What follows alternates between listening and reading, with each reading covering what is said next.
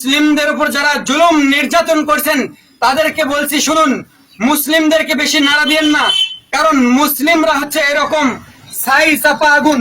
ছাই চাপা আগুনকে যত নাড়া দিবেন অগ্নি শিখা কিন্তু তত ওপরে ওঠে। অতএব সময় থাকতে সাবধান হয়ে যান।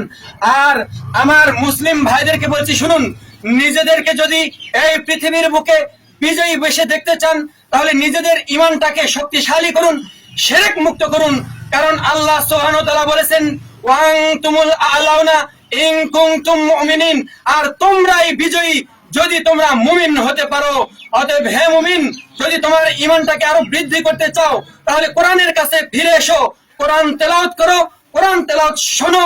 কারণ আল্লাহ সুবহানাহু ওয়া তাআলা বলেছেন, ওয়াইযা তুলিয়াত আলাইহিম আয়াতুহু যাদাতহুম ঈমানা, আর যখন তাদের সামনে কোরআন তেলাওয়াত করা হয় তাদের ঈমানটা বৃদ্ধি পেয়ে যায়।